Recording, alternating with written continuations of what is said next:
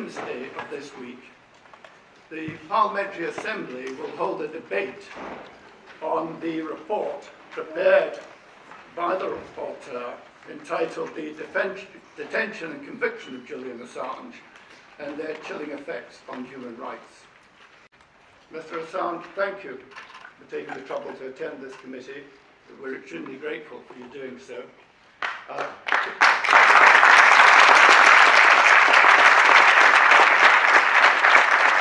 Mr. Chairman,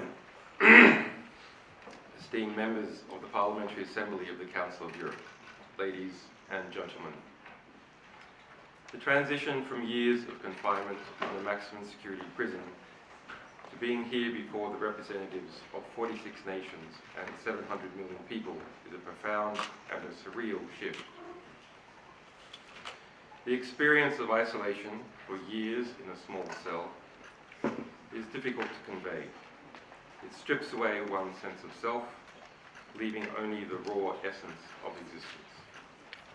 I am yet not fully equipped to speak about what I have endured, the relentless struggle to stay alive, both physically and mentally, nor can I speak yet about the deaths by hanging, murder, and medical neglect of my fellow prisoners.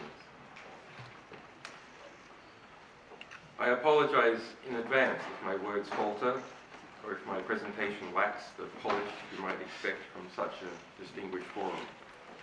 Isolation has taken its toll,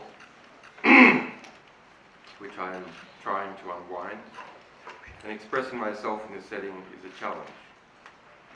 However, the gravity of this occasion and the weight of the issues at hand compel me to set aside my reservations and speak to you directly.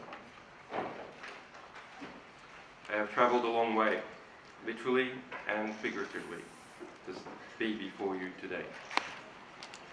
Before our discussion or answering any questions you might have, I wish to thank PACE for its 2020 resolution, which stated that my imprisonment set a dangerous precedent for journalists and noted that the UN Special Rapporteur on Torture called for my release. I'm also grateful for PACE's 2021 statement, expressing concern over credible reports that US officials discussed my assassination, again calling for my prompt release. And I commend the Legal Affairs and Human Rights Committee for commissioning a renowned rapporteur, Suna Adelstotter, to investigate the circumstances surrounding my detention and conviction and the consequent implications for human rights. My wife and my infant son were also targeted.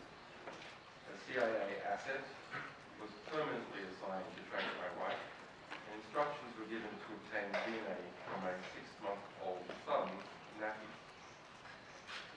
This is a testimony of more than 30 current and former US intelligence officials speaking to the US press, which has been additionally corroborated by records seized in a prosecution fought against some of the CIA agents involved.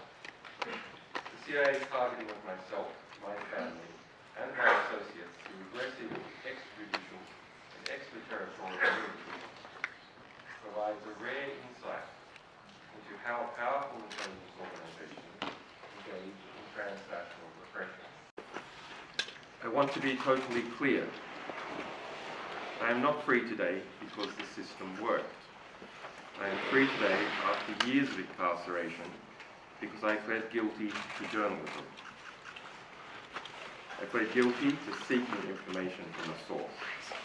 I pled guilty to obtaining information from a source. And I pled guilty to informing the public what that information was. I did not plead guilty to anything else. I hope my testimony today can serve to highlight the weaknesses of the existing safeguards and to help those whose cases are less visible but who are equally vulnerable. As I emerge from the dungeon of Belmarsh, the truth now seems less discernible, and I regret how much ground has been lost during that time period. how expressing the truth has been undermined, attacked, weakened, and diminished. I see more impunity, more secrecy, more retaliation for telling the truth, and more self-censorship.